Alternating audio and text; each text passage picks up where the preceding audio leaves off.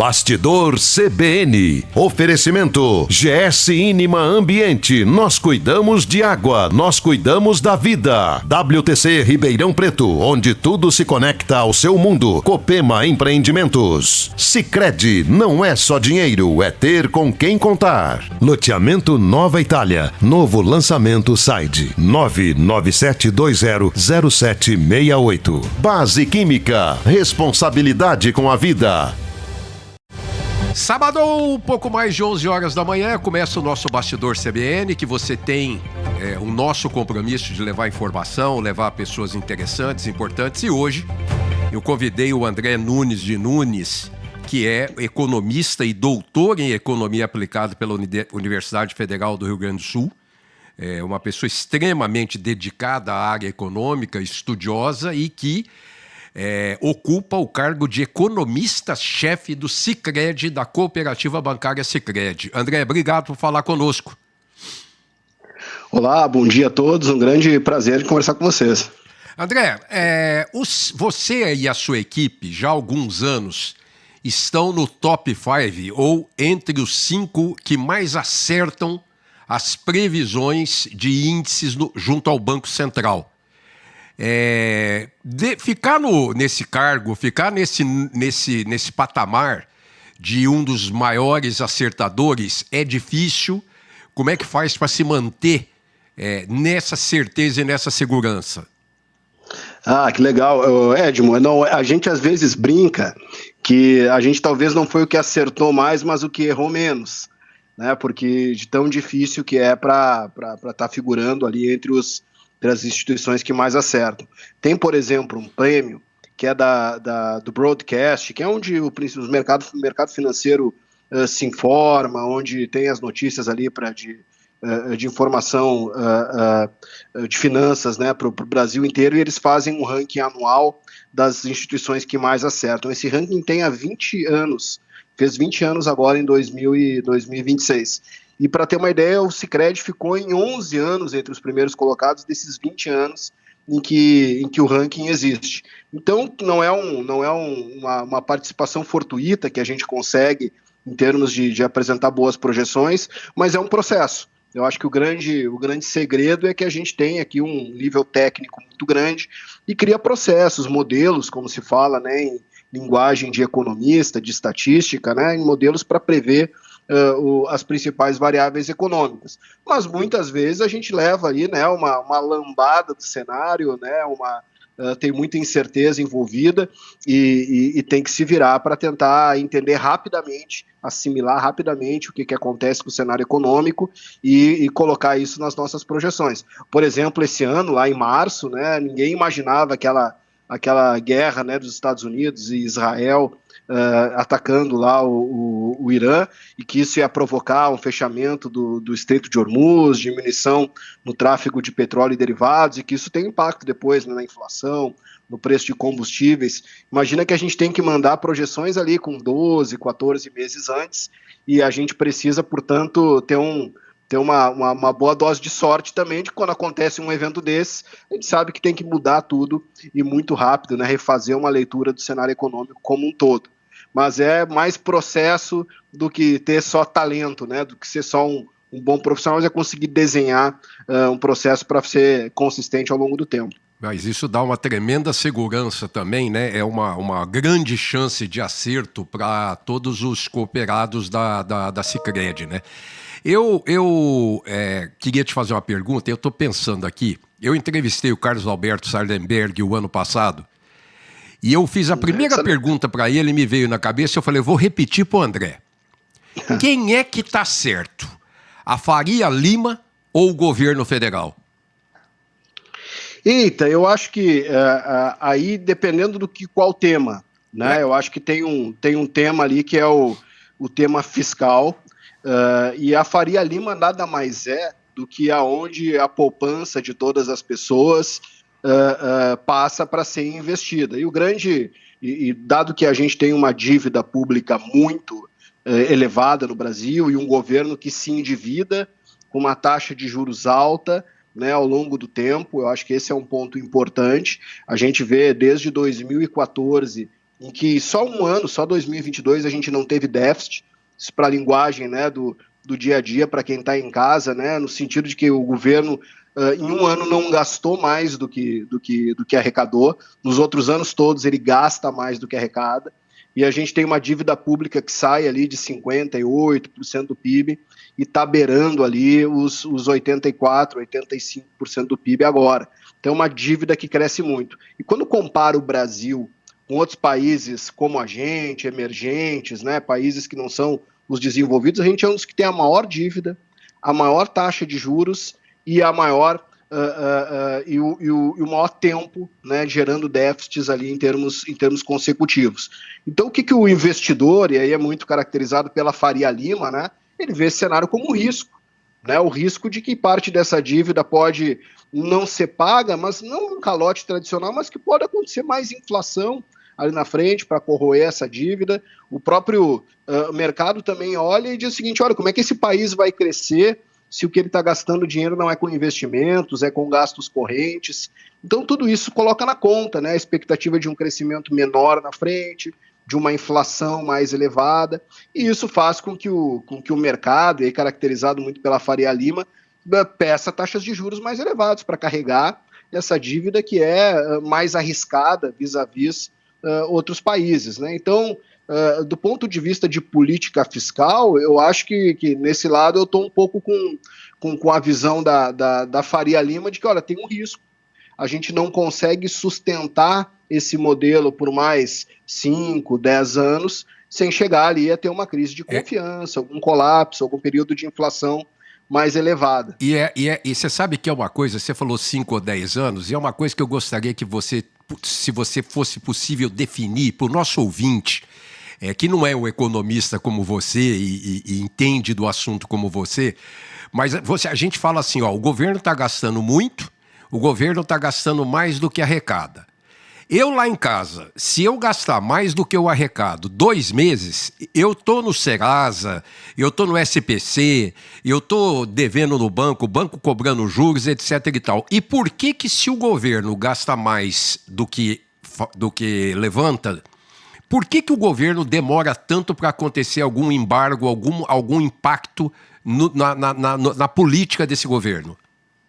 Olha, essa pergunta é muito boa, por vários motivos. Primeiro, né, o Brasil tem a moeda própria dele, tem credibilidade, então ele consegue se endividando. É claro que ele vai se endividando com cada vez uma taxa de juros mais alta. Selic, né, que é a balizadora ali para a dívida de curto prazo do governo, já está em 15%, né, está em 15%, agora caiu recentemente para baixo de 15%, mas permanece num patamar bastante elevado. Então tem uma possibilidade de se endividar num ritmo mais elevado do que a gente, né, pessoa física, tem. Daqui a pouquinho, né, a pessoa lá que não cuida do seu orçamento familiar entra no Serasa, entra, né, fica negativado, não vai ter acesso a mais crédito. Ele tem um bloqueio. O Brasil ele tem alguns mecanismos para fazer esse ajuste, como, por exemplo, o arcabouço fiscal, quando lá em 2023 mudou o governo, ele instituiu lá o novo arcabouço fiscal. E o que ele dizia no novo arcabouço fiscal? Dizia o seguinte, olha,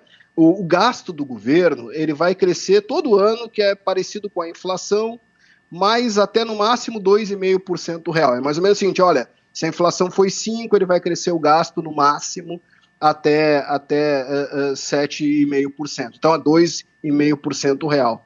O que aconteceu de verdade nesse tempo? Quando eu pego o crescimento do gasto de 2023 até 2025, então eu pego os últimos 3 anos, né, 23, 24 e 25, cresceu a inflação mais 5%, ou seja, 5% real. A gente tinha uma regra que foi instituída quando começou o governo, mas quando eu olho o total da despesa pública, ela acabou crescendo mais do que essa regra, porque acaba que a gente tem, né, sempre tem algum mecanismo que deixa um ou outro gasto para fora da conta.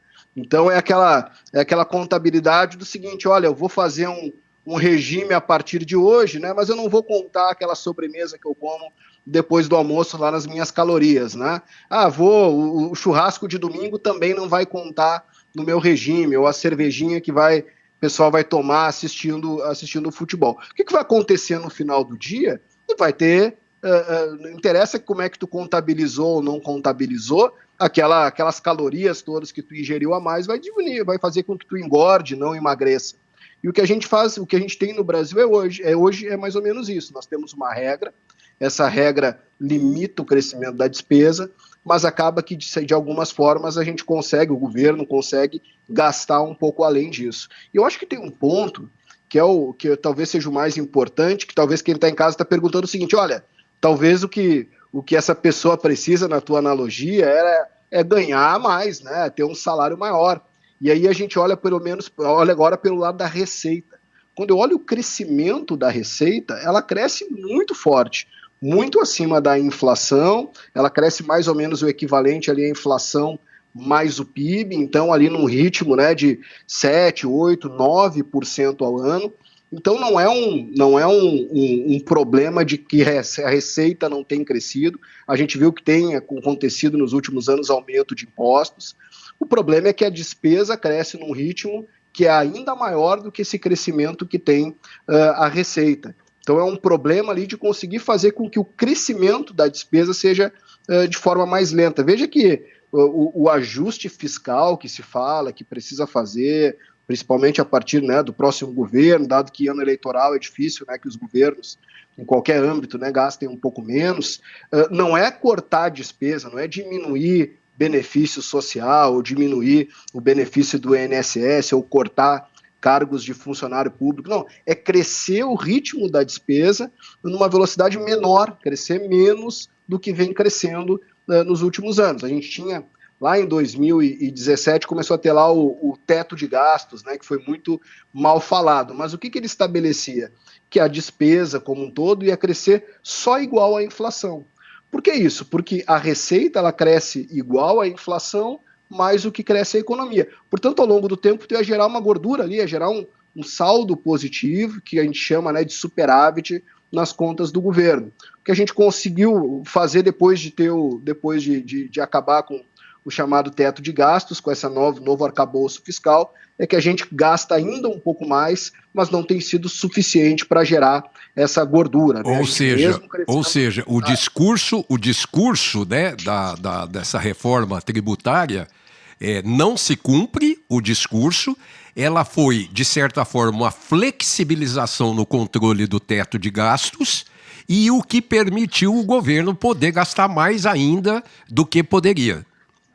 É isso aí, exatamente. Então, de modo que a gente não é pessimista, tá? Não é muito pessimista quando olha para frente e diz que precisa fazer esse ajuste nas contas, porque, de novo, não é para cortar gasto, não é orçamento base zero, né? Como algumas empresas têm, né? Ou no caso da analogia das famílias, né? Vende o carro, começa a andar de ônibus, andar a pé, né? Não é isso que a gente precisa fazer, é muito menos do que isso. É só fazer com que a despesa, que cresce todo ano aí 5% acima do que cresce a inflação, e a inflação tem sido elevada nos últimos anos, crescer um pouco menos do que isso.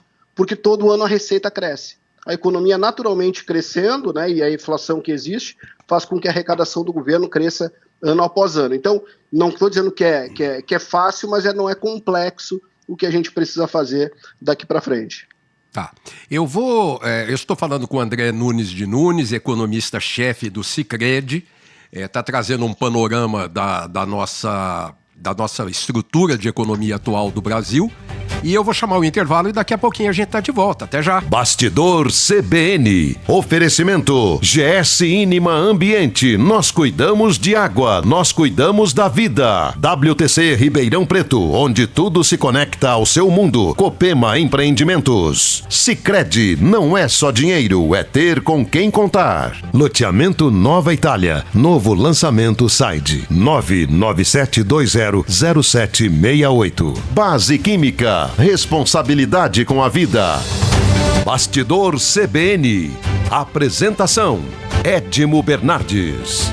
Estamos de volta com o segundo bloco do Bastidor CBN dessa semana, recebendo André Nunes de Nunes, economista-chefe do Sicredi, que está dando um apanhado para a gente. André, eu queria, além de te agradecer novamente, nós estamos no patamar de 14,25 da taxa Selic.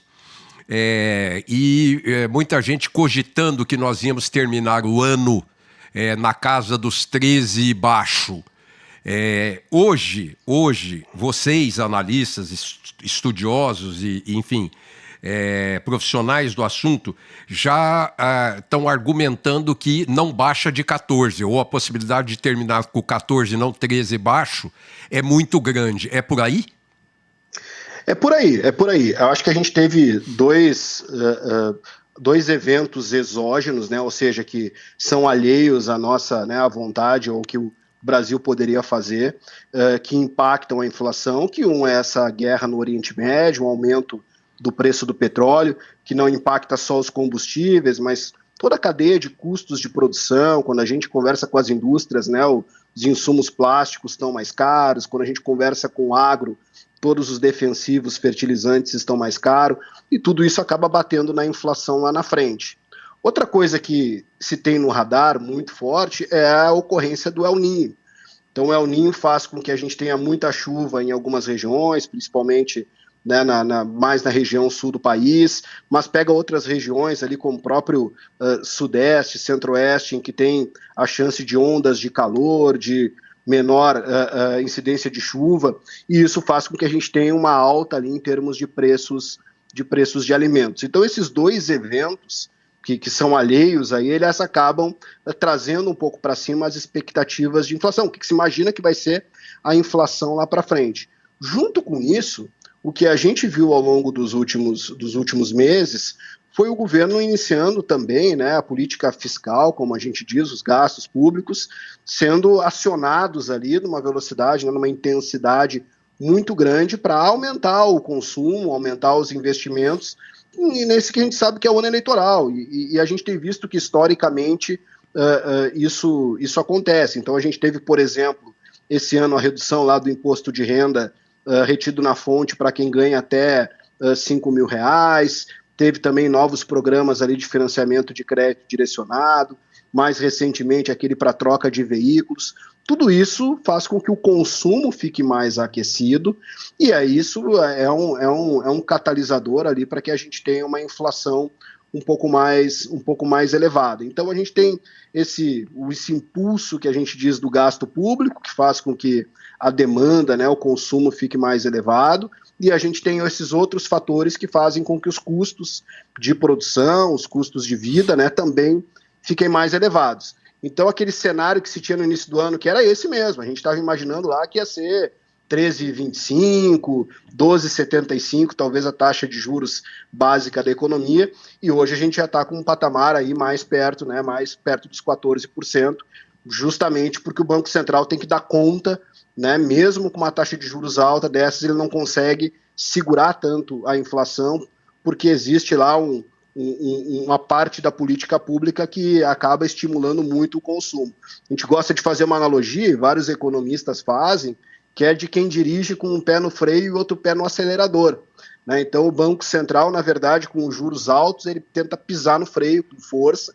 Juro de 14% é muito alto, mas por outro lado tem aquela história que a gente conversou no primeiro bloco, o gasto público elevado, né? Tem muito aumento de gasto, a gente vê isso ali nos segmentos e setores mais ligados ao consumo, e a gente então é um pé no acelerador da economia, gerando ali um aquecimento. Quando a gente pisa, né, um pé no freio e outro no acelerador, a gente fica parado, mas o nível de temperatura, e nesse caso uma analogia dá para fazer com a inflação, sobe. Então é uma economia que desacelera. Nossa economia tem expectativa ali de crescer 2% esse ano, o ano passado cresceu perto de 3%, então a gente vai desacelerar esse ritmo de crescimento, mas com uma inflação mais elevada. Então é cenário de juros mais alto mesmo no curto prazo. É meio que um cabo de guerra, né? Entre, por exemplo, o mercado de trabalho aquecido e que acaba impulsionando o consumo, e as projeções de inflação são crescentes, pressionadas por esses que você falou, esses riscos fiscais e essas guerras, essas coisas por aí. Então, quando se pensava em trabalhar, o ex-ministro da Fazenda no começo do ano, já que você citou aí, ele disse que ia ficar abaixo dos 4 a inflação desse ano, o mercado já projeta 5,33, bem acima da meta, né, do governo. É isso aí. E agora tu falaste no mercado de trabalho e me lembrou de mais um ponto, né, que é um fator aí, que é essa história da redução da jornada de trabalho. Que isso também tem um impacto em termos de aumento de custo para as empresas e de aumento, e aí por conta disso, de preços, né, de custo, aumento de preços de produtos, e pega lá na inflação. É óbvio que ninguém é contra, né, que as pessoas tenham mais tempo de descanso, com que se tenha, né, uma jornada, enfim, diferenciada para alguns setores. Agora, a forma como a gente está fazendo, né, muito aceleradamente, sem uma regra, né, mais extensa de transição, para que os negócios consigam se adaptar. E outra coisa, a obrigação de 2 descansos semanais. A gente tem vários países, pega o caso do mercado de trabalho na França, né, que é um exemplo ali de um mercado mais regulado, que tem muito mais benefícios para o trabalhador. Lá não existe a obrigatoriedade de 2 descansos semanais. Lá a jornada, por exemplo, é de 36 horas, mais baixa, né? A gente vai para, provavelmente, se passar o projeto da Câmara, a gente vai para 40 horas, né? Então é mais baixo, mas eles não proíbem, não obrigam, né? Desculpa, as 2 dias de descanso. A gente, com esses 2 dias obrigatórios aí de descanso, isso pode ser um risco para várias atividades, e mais do que isso, no curto prazo é um risco para a inflação, para aumento de preço, dado que o mercado de trabalho está muito apertado. Quando a gente olha a taxa de desemprego no Brasil, ela aí está rodando ali nos 5,3%, mas pega estados como Paraná, Santa Catarina, Rio Grande do Sul, está abaixo disso.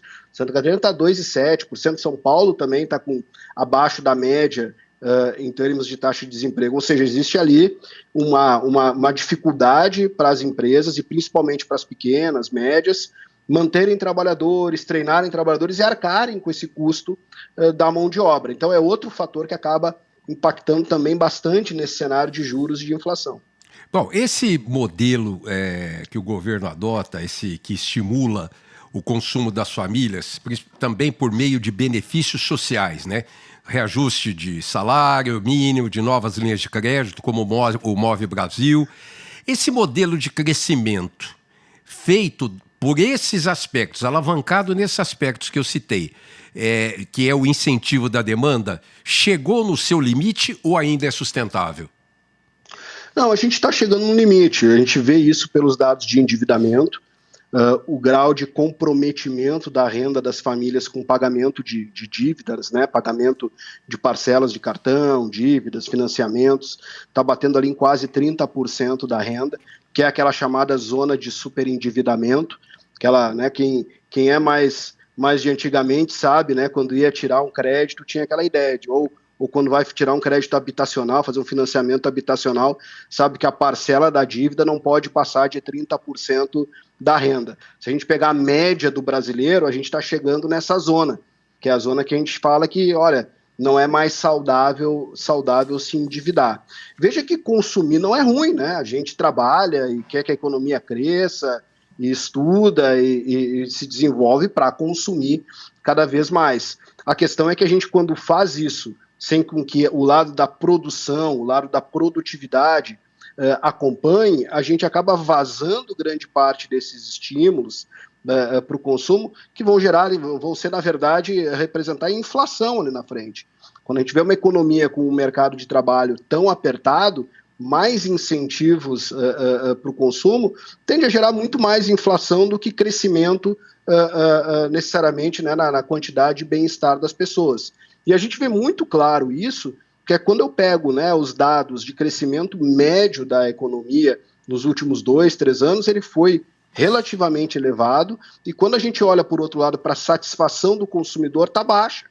As pessoas o Brasil está crescendo mais nos últimos anos do que crescia quando eu pego a média, por exemplo, de 2011 a 2019, tiro a pandemia da conta ali, porque foi atípico, né? A gente cresce bem mais do que naquele período, mas a gente tem um grau de satisfação com a vida, né, de poder de compra do consumidor mais baixo, porque, por outro lado, a gente tem um aumento ali de custo de vida, um aumento de custo dos produtos, né? Olha quanto subiu o preço de um automóvel, né, desse período para cá, o preço de uma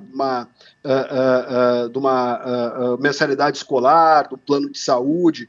Então, as pessoas têm visto que, olha, o salário cresce, a renda, ok, quando compara de um ano para o outro tem um crescimento, mas o custo de vida acaba estando num patamar ali que é inatingível, né? Sem dúvida. Então isso gera ali acaba gerando ali uma grande insatisfação das pessoas. A ver nos próximos capítulos. Hoje nós recebemos André Nunes de Nunes, doutor em economia, economista-chefe do Sicredi, trouxe uma visão aí desse mercado financeiro e o que podemos esperar desse Brasil aí para o final de 2026, 2027. André, muito obrigado pela sua gentileza, até a próxima. Eu que agradeço, Edmo, um grande prazer conversar contigo e com todos aí. Um grande abraço a todos. E no sábado que vem, a partir das 11 horas da manhã, você tem esse compromisso conosco de assistir o Bastidor CBN na CBN Ribeirão. Até lá! Bastidor CBN. Oferecimento GS Inima Ambiente. Nós cuidamos de água, nós cuidamos da vida. WTC Ribeirão Preto, onde tudo se conecta ao seu mundo. Copema Empreendimentos. Sicredi, não é só dinheiro, é ter com quem contar. Loteamento Nova Itália. Novo lançamento Side 997200768. Base Química. Responsabilidade com a vida.